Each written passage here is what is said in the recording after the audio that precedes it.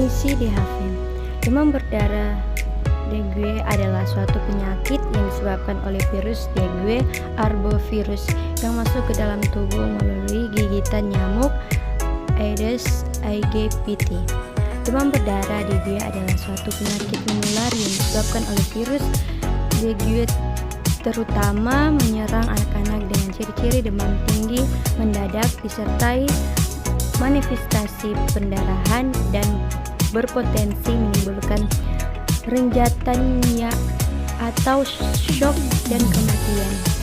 Demam berdarah dengue, penyakit yang terdapat pada anak-anak dan orang dewasa dengan gejala utama demam, nyeri otot dan sendi yang biasanya memburuk setelah 2 hari pertama.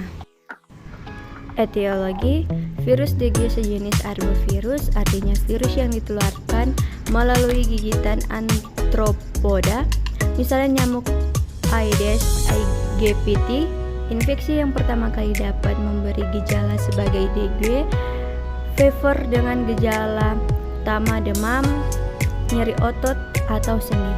Virus dengue termasuk genus Flavirus, keluarga Flaviridae. Terdapat 4 serotipe virus yang yaitu DN1, DN2, DN3, dan DN4. Keempatnya ditemukan diagnosa dengan DN3 serotipe terbanyak. Infeksi salah satu serotipe akan menimbulkan antibodi terhadap serotipe yang bersangkutan, sedangkan tidak dapat memberikan perlindungan yang memadai terhadap serotipe lain tersebut. Seorang yang tinggal di daerah endemis dengue dapat terinfeksi oleh 3 atau 4 serotipe selama hidupnya. Keempat serotipe virus dengan dapat ditemukan di berbagai daerah di Indonesia.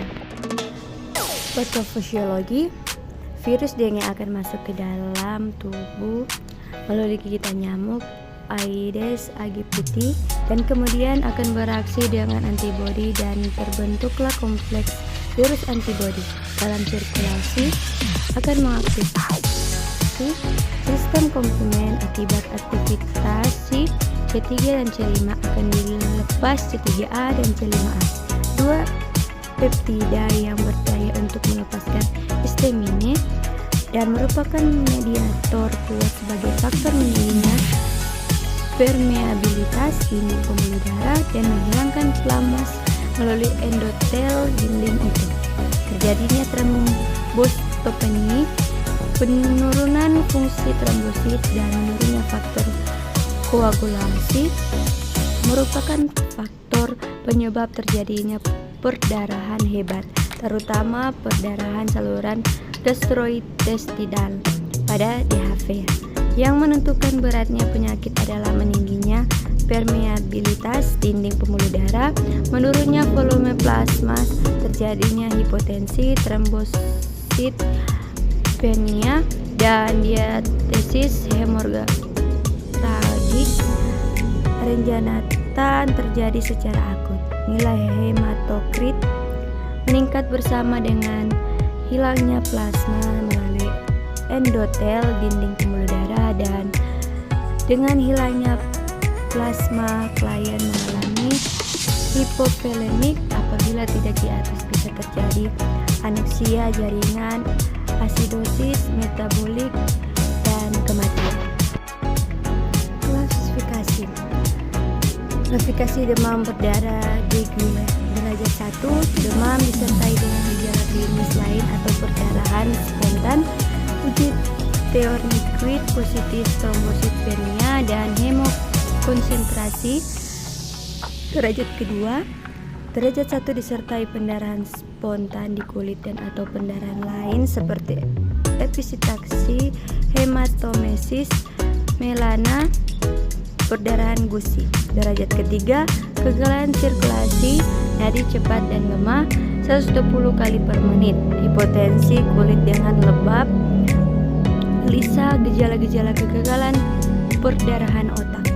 Derajat keempat, rejanatan berat, denyut nadi tidak berapa, dan tekanan darah tidak teratur, akral, dingin, berkeringat, kulit tampak biru.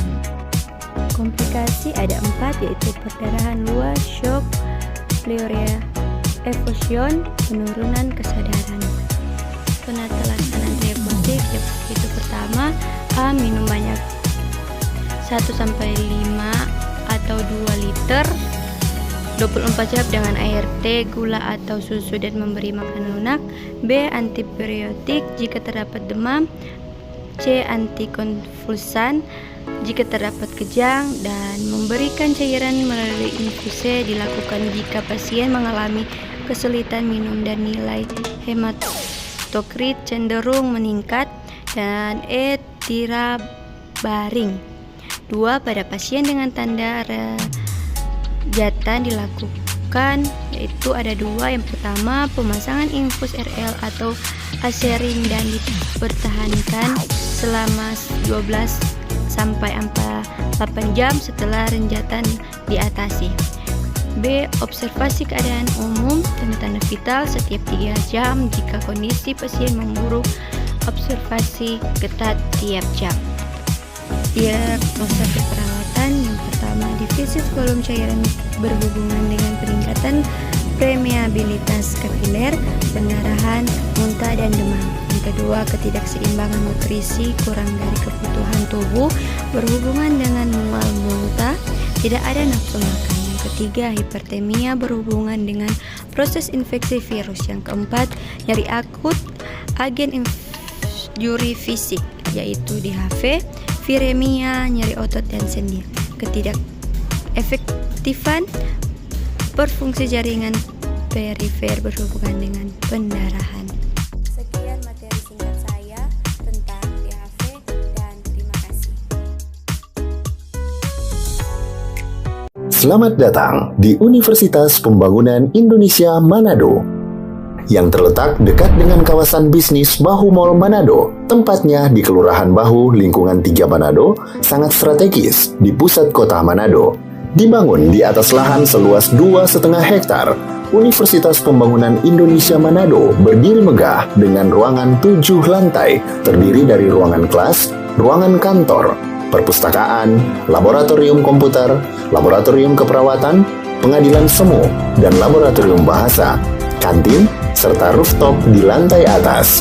Universitas Pembangunan Indonesia Manado memiliki 6 fakultas dengan program studi, yaitu Fakultas Pertanian, Prodi Agribisnis, Fakultas Hukum, Prodi Hukum, Fakultas Teknik, Prodi Teknik Elektro dan Teknik Sipil, Fakultas Ilmu Sosial Ilmu Politik, Prodi Ilmu Politik, Fakultas Sastra, Prodi Sastra Inggris, Fakultas Keperawatan, Prodi Ilmu Keperawatan, dan Profesi Nurse. Didukung oleh sumber daya manusia yang berkompeten dan tersertifikasi, Universitas Pembangunan Indonesia Manado memiliki dosen dan tenaga kependidikan dengan latar belakang S2 dan S3 lulusan dalam dan luar negeri. Proses belajar mengajar dilaksanakan dengan teknologi informasi merujuk perkembangan dunia modern saat ini, dilakukan dengan sistem e-learning dan sistem ujian online atau ULAIN. Hasil tracer student Universitas Pembangunan Indonesia Manado dan fakultas menyebutkan lulusan UNPI sudah tersebar di dalam dan luar negeri.